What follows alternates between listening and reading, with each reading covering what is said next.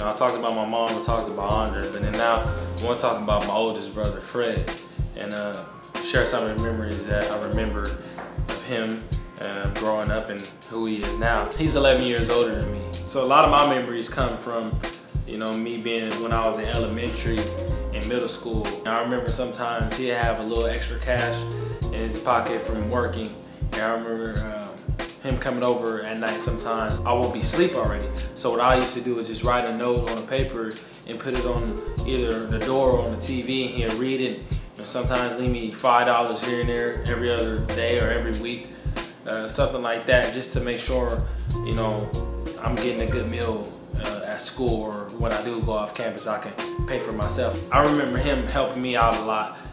Even though he didn't have that much, but he still did it because I was his little brother, and that's what you do. When you have family, you help him when you can. He was very talented. He played basketball and football, but he always had a problem with dislocating his shoulder. At the high school, you know, he ended up having a daughter, so he moved out the house and, you know, got a job, you know, became his own provider. He's doing real well. That's, I guess you could say, that's the brother that I can really joke with a lot.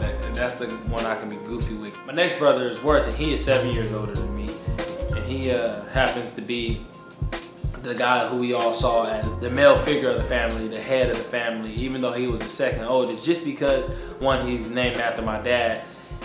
But, you know, he had a kid early in high school when he was like a freshman. You know, most people that happen to struggle very hard. He ended up moving out the house his sophomore year in high school. Going through that process was hard because I had a brother already out the house. That was Fred. He was gone. Then I also had a brother that I was real close with that's supposed to still be in the house, but had to leave because of his situation. You know, throughout his years, he's been working since he was a sophomore in high school, and now he's doing extremely well. He graduated high school and then didn't have a college degree, but found a way to work hard and continue to do great for his family. He has 5 kids now, and they're doing extremely well. They all going to school. They're all healthy. So that's someone that I learned a lot from as far as perseverance and how to work hard and continue to stick to the path even though things look great. I call him Junior back at home. So me and Junior, when it comes to, you know, either when I used to maybe, if I had a bad day at school, he'd be the one to discipline me, not the other brothers, because like we just had a different relationship. They both had kids in high school, and I saw how hard it was, how frustrating it was.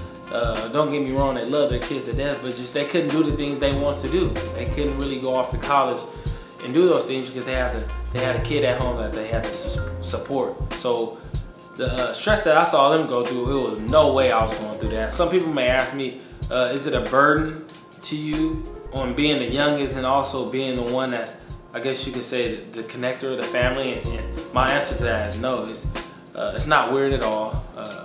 You know, I love the responsibility. God blessed me with that responsibility, and I'd rather have someone in the family doing that than no one. It feels good to be the provider in the family in a sense. I also have to be smart about it. I can't give everything that they need and do everything for them that they need, because sooner or later all my money will be gone. I do have to think about my future family and my future kids, so they understand that. And the good thing is they all work. They never ask for anything really. I just happen to find out that there's a problem going on, and I help them out with it when I can. That's the beauty of it. I don't have a family that's expecting, that's asking, and that wants everything from me.